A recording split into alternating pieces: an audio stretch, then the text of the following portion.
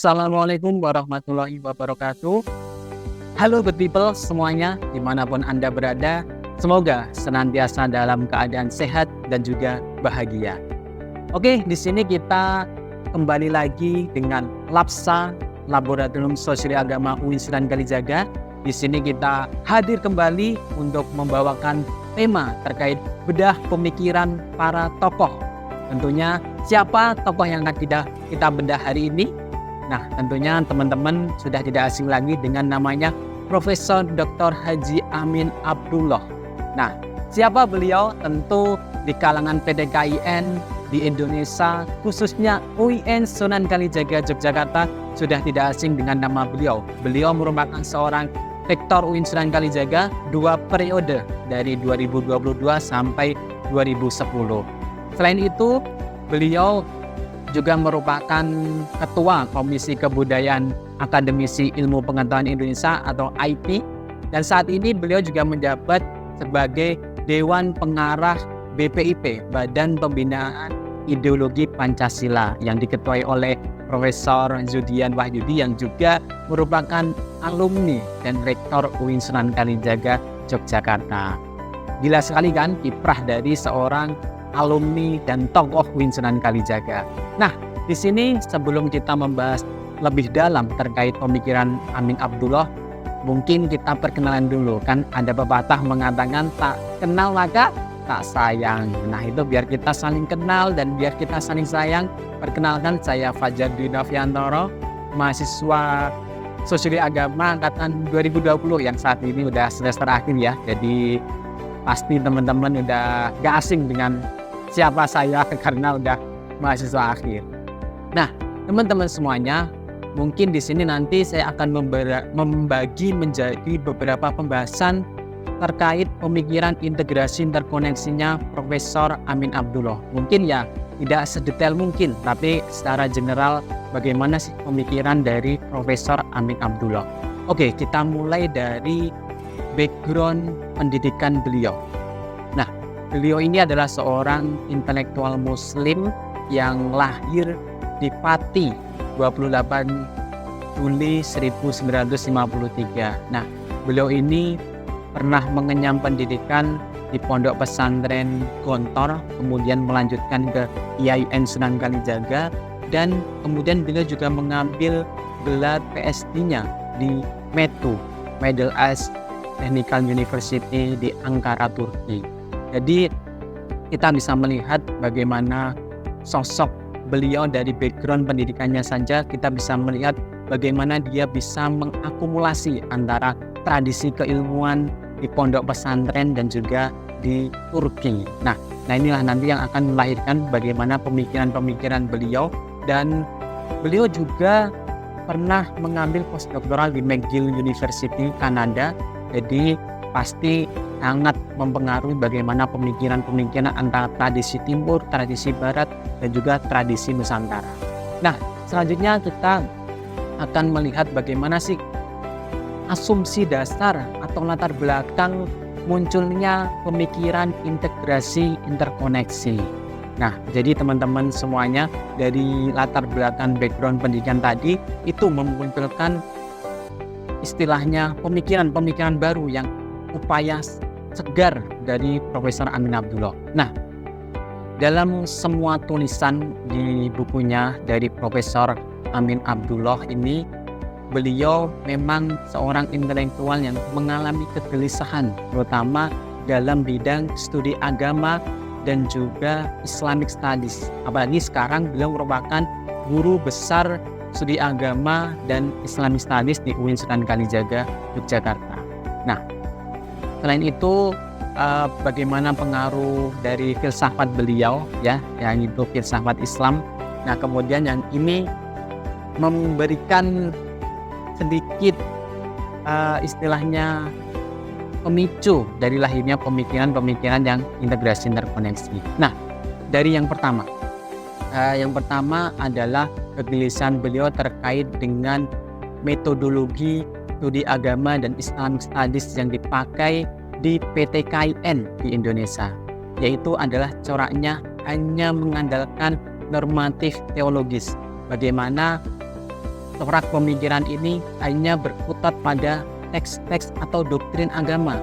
Jadi kehilangan kontekstual dari agama tersebut atau nas-nas hadis yang diturunkan.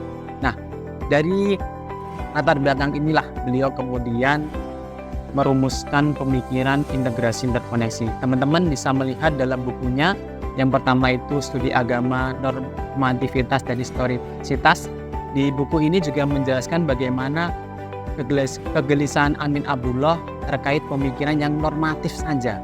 Nah, inilah kemudian nanti yang akan memunculkan problematik terutama di lingkungan kampus atau perguruan tinggi. Nah, kemudian teman-teman juga bisa membaca bukunya Islamic Studies di perguruan tinggi, pendekatan integratif interkonektif, yang saat ini pendekatan ini sudah dijadikan oleh Direktur Jenderal Kementerian Agama sebagai tolak atau referensi dalam mengajar, mengabdi, dan sebagainya, terutama terkait pengembangan keilmuan di PTKIN seluruh Indonesia, dengan judul bukunya itu Integrasi Ilmu di Lingkungan PTKIN. Nah, dan yang kedua, dari corak pemikiran yang dogmatis tadi yang hanya berbasis pada normatif teologis, kemudian ada kegelisahan yang sangat besar, yaitu bagaimana di era disrupsi saat ini, terutama kita kemarin mengalami pandemi COVID-19. Nah, di pandemi COVID-19 inilah bagaimana corak pemikiran yang hanya monodisiplin, normatif teologis itu tidak relevan lagi diterapkan di PTKIN di seluruh Indonesia bahkan dunia. Oleh karena itu, pendekatan paradigma integrasi interkoneksi nanti akan menawarkan upaya baru bagaimana studi agama, Islamic Studies, dan untuk menghadapi kompleksitas kehidupan. Nah, berhubung saya dari jurusan sosiologi agama yang saya tidak akan melihat dalam perspektif truth claim, benar salah, hitam putih dan sebagainya. Saya di sini berangkat dari realitas sekitar. Bagaimana realitas sekitar kita ketika adanya pandemi COVID-19, kita sebagai seorang agamawan, seorang ilmuwan, seorang dokter dan sebagainya itu diuji. Apakah paradigma monodisiplin yang sudah dibuat itu relevan dengan zaman saat ini? Tentu tidak. Karena apa? Kita bisa melihat pandemi COVID-19 misalnya dalam pemikiran, saya mengutip dari tulisannya Muhammad Arkun, Taqdisul Afkar ad-Din, bagaimana orang itu menyakralkan pemikiran agamanya. Bahkan kita di era saat ini di COVID-19, kita sudah tidak bisa lagi hanya mengandalkan terkait dengan disiplin yang kita miliki. Oleh karena itu kita harus nanti berkembang. Nah, selanjutnya nanti kita akan membahas yaitu sedikit latar belakang atau asumsi dasarnya dari mengapa sih munculnya pemikiran integrasi interkoneksi. Kemudian kita bisa melihat kemudian di PTKIN di Indonesia ada yang namanya kompartementalisasi ilmu. Nah, ini saya meminjam istilahnya Profesor Azumadi Azra, seorang cendekiawan muslim juga dari UIN Syarif Hidayatullah Jakarta. Nah, kegelisahan ini sama yang dirasakan oleh Pak Amin Abdullah, bagaimana di lingkungan kampus itu masih mengalami corak pemikiran yang fakultatif. Kemudian beliau menyebutnya itu adalah single entity dan juga isolated entity. Bagaimana pemikiran satu dari fakultas satu, disiplin satu, ke disiplin yang lain itu tidak bisa terhubung satu sama lain. Oke, saya contohkan gini. Dalam paradigma intradisiplin saja, ini masih dalam serumpun ilmu. Belum kita nanti akan melihat bagaimana interdisiplin, multidisiplin, dan transdisiplin. Nah, dalam konteks intradisiplin saja, itu antar disiplin ilmu tidak bisa untuk terintegrasi, tidak bisa terkoneksi, terhubung satu sama lain. Misalnya, dalam konteks ilmu ulumuddin. Bagaimana tradisi Islamic Science yang di situ nanti akan terbagi lagi ada tasawuf, fikih. Nah, dua disiplin ilmu aja ini, tasawuf dan fikih, banyak problematika. Bagaimana mereka antar disiplin saling menegasikan satu sama lain. Kalau kita melihat bagaimana orang-orang tasawuf dibilang orang fikih, yang ini tidak bisa sampai melontarkan kata kafir. Dan begitu pun sebaliknya. Orang tasawuf dibilang tidak mementingkan syariat-syariat agama. Nah, inilah kenapa ilmu itu harus terintegrasi dan interkoneksi satu sama lain, sehingga kita bisa melihat perspektif satu sama lain. Nah, kemudian kita bisa melihat, nah ini pemikiran terkait integrasi interkoneksinya Pak Amin Abdullah. Nah, kita sekarang mulai melihat bagaimana apa sih pemikiran integrasi interkoneksi. Tadi Fajar bilang terus terkait integrasi interkoneksi. Nah, ini apa sih terkait pemikiran integrasi interkoneksi? Nah, integrasi itu merupakan relation of take and give. Bagaimana hubungan saling mengambil, saling memberi antar disiplin keilmuan, khususnya Islamic Studies tradition dan juga ilmu yang umum. Jadi misalnya integrasi ini adalah bagaimana kita mengintegrasikan antara keilmuan-keilmuan dari Islam dan juga ilmu-ilmu umum, misalnya natural science, social humanities, dan sebagainya. Nah, tapi perlu dicatat ya untuk sahabat Lapsa semuanya dimanapun berada, Profesor Amin Abdullah juga menggarisbawahi bahwa tidak semua ilmu itu bisa diintegrasikan. Karena apa? Memang mungkin dari karakter ilmu itu beda rumpun dan sebagainya. Nah, tetapi beliau menawarkan namanya interkoneksi. Walaupun ilmu itu tidak bisa diintegrasikan atau disatukan, tapi pasti memiliki koneksi. Karena pada hakikatnya setiap ilmu itu berhubungan satu sama lain. Dan bahkan dalam kehidupan kita itu tidak bisa hidup sendirian. Betul kan?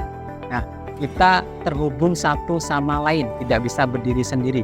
Oleh karena itu adalah namanya interkoneksi, yaitu adalah bagaimana antar pengetahuan itu saling respect, saling menghormati, dan juga saling mempertimbangkan antar satu sama lain. Misalnya ilmu kedokteran dan juga ilmu agama, ini basicnya udah berbeda. Bagaimana epistemologi pengetahuannya udah berbeda, tapi ini bisa terkoneksikan satu sama lain. Itulah yang diinginkan oleh Amin Abdullah. Mungkin teman-teman juga bisa membaca bukunya Pak Waryani Fajar terkait biografi Amin Abdullah. Bagaimana itu juga menjelaskan terkait paradigma integrasi interkoneksi itu lahir dan tidak bisa dipisahkan satu sama lain. Ibarat koin mata uang itu tidak bisa dipisahkan satu sama lain antar disiplin ilmu. Seperti aku dan kamu ya itu juga tidak bisa dipisahkan satu sama lain. Nah, seperti itu ya. Ini bagi yang punya pasangan ya, bagi yang jomblo jangan khawatir bahwa Tuhan itu menciptakan kita berpasang-pasangan. Tenang saja, don't worry. Oke, santai dulu gak sih ya toh? Oke, selanjutnya inspirasi dari pemikiran integrasi interkoneksi tadi itu memang Pak Amin Abdullah dari latar belakang background beliau tentunya itu pasti dipengaruhi oleh bacaannya, kemudian bagaimana dia mengenyam pendidikannya di mana dan sebagainya. Nah, konsep integrasi ini beliau terinspirasi dari pemikirannya Ian Barber yang bagaimana melihat ilmu terutama sains dan Islam itu mempunyai beberapa bagian. Yang pertama itu adalah bersifat konflik, independent, dialog, dan integration. Tapi saya nggak akan menjelaskan di sini. Nanti teman-teman baca sendiri aja bukunya Ian Barber antara Islam dan juga sains. Nah, kemudian interkoneksi ini terinspirasi oleh Holmes Royston III dan juga Kantian Logic. Bagaimana Amin Abdullah ini mungkin dalam buku ini ya, multidisiplin, interdisiplin, dan transdisiplin. Ini adalah buku beliau terbaru di tahun 2020 yang bahkan sangat laris terjual di era COVID-19 ini. Nah, ini corak pemikiran beliau seperti misalnya istilah semi permeable. Jadi setiap ilmu itu harus saling menembus satu sama lain. Bahkan begini, saya menganalogikannya ketika kita dalam sebuah ruangan.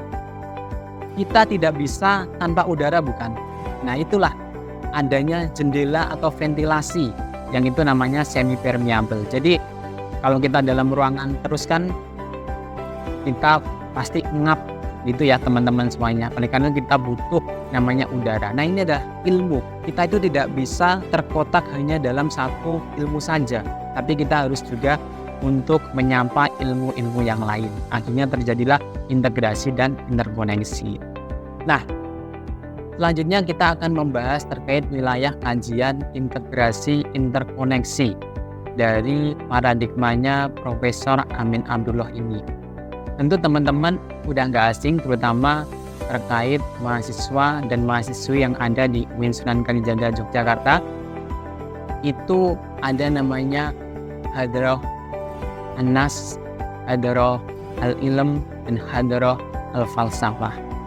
Bagaimana ketiga ini merupakan epistemologi sumber pengetahuan yang bisa dijadikan sumber istilahnya itu inspirasi dalam pengembangan keilmuan.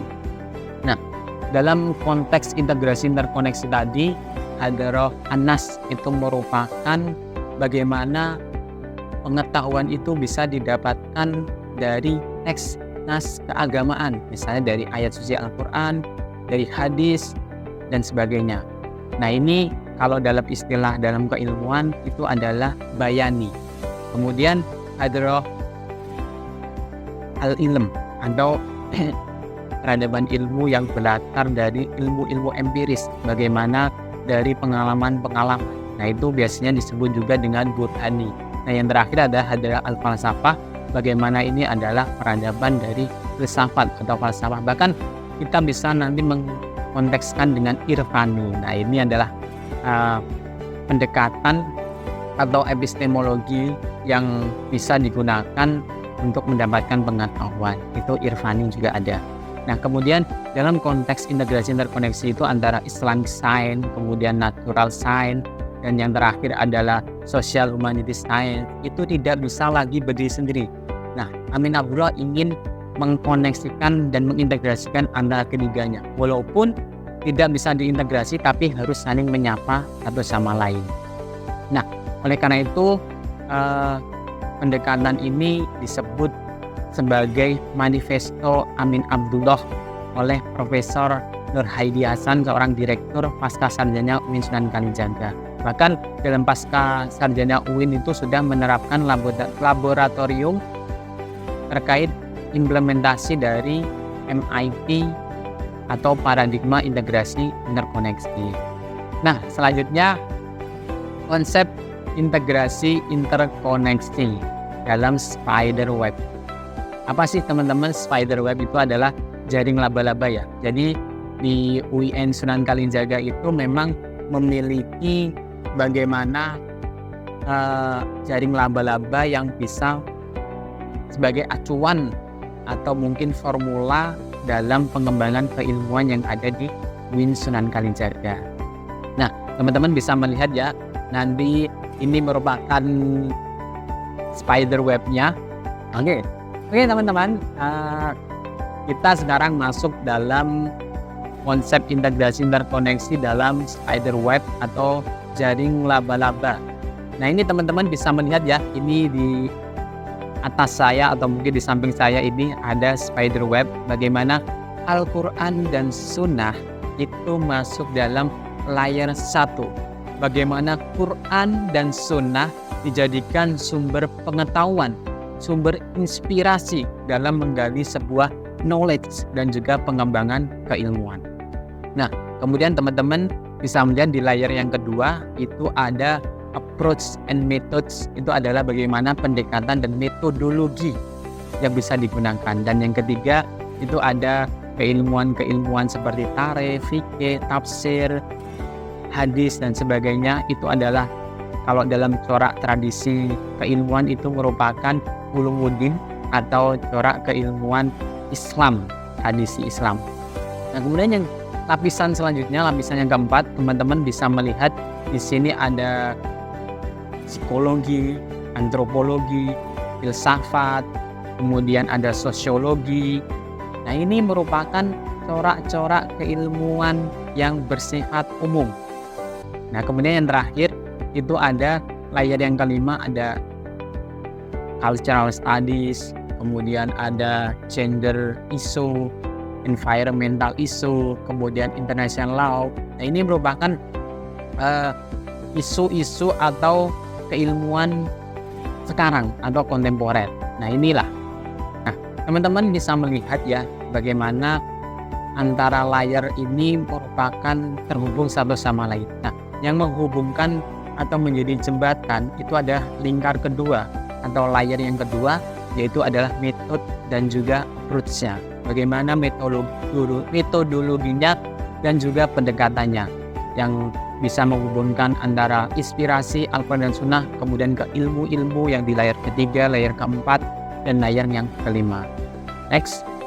Nah, seperti yang saya jelaskan tadi, Amin Abdullah itu menyebut dalam spiderweb lingkar 1 dan 3 itu merupakan ulumuddin yang merepresentasikan tradisi lokal keislaman yang berbasis pada bahasa, teks, dan naskah agama yang saya sebut tadi sebagai bayani atau hadarah an-nas.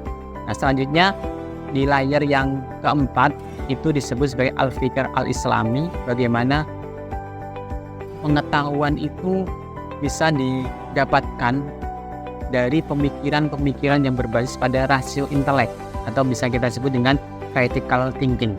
Nah, inilah yang kemudian menghasilkan ilmu-ilmu yang ada di layar keempat. Kemudian yang layar yang kelima itu disebut sebagai dirasat Islamiyah atau Islamic Studies yang saat ini menjadi konsen utama pengembangan keilmuan Islam dalam UIN Sunan Kalijaga.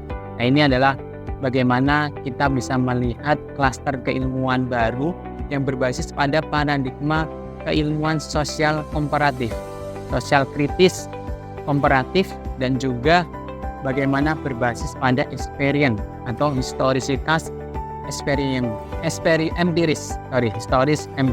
Nah, dari sejarah dan juga dari pengalaman-pengalaman manusia. Nah, selanjutnya,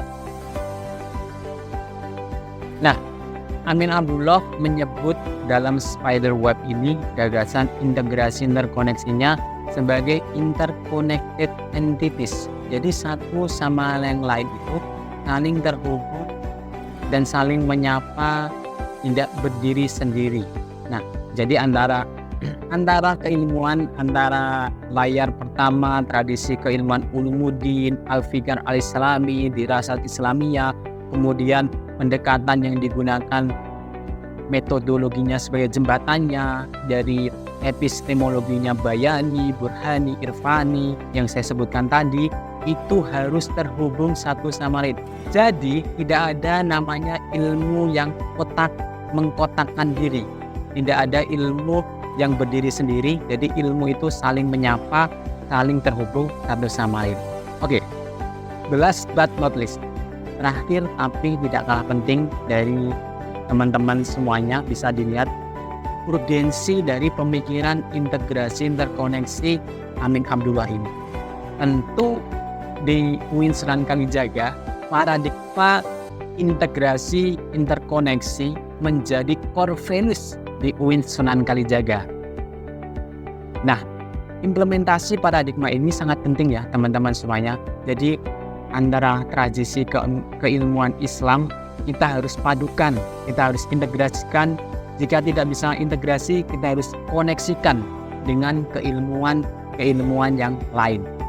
Nah, setelah kita melihat urgensi pemikiran Amin Abdullah ini, misalnya dalam konteks PDKIN di seluruh Indonesia, bahkan di luar negeri, itu akan menjadikan world class university atau universitas kelas dunia. Bagaimana kita bisa mengintegrasikan antara berbagai keilmuan, berbagai disiplin yang dalam manifestonya Amin Abdullah adalah MIT, multidisipliner, interdisipliner, dan juga transdisipliner.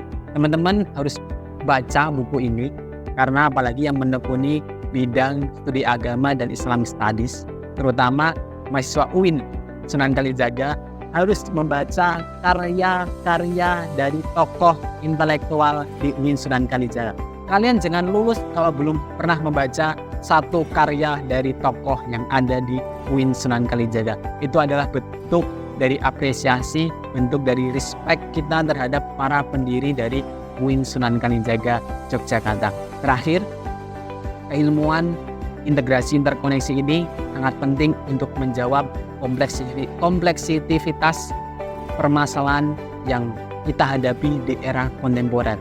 Kita sudah diberikan contoh di era pandemi COVID-19, kita tidak bisa lagi berdiri sendiri, tapi kita harus bekerja sama, saling terhubung satu sama lain antara disiplin ilmu agama, disiplin ilmu sains, kemudian juga ilmu sosial humaniora.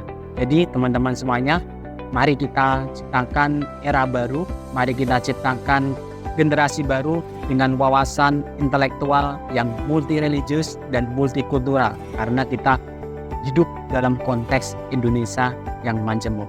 Oke, mungkin dari saya itu saja ya teman-teman semuanya. Mungkin banyak sekali yang pembahasan masih kurang detail karena memang pembahasan paradigma Amin Abdullah ini saya pernah membaca bukunya yang di awal bagaimana paradigma ini diterapkan UIN itu ada 1000 lebih lembar. Bahkan dalam buku ini aja itu totalnya ada 360-an lembar. Jadi teman-teman memang harus banyak membaca terkait dengan buku-buku dari pemikir khususnya Profesor Dr. Haji Amin Abdullah.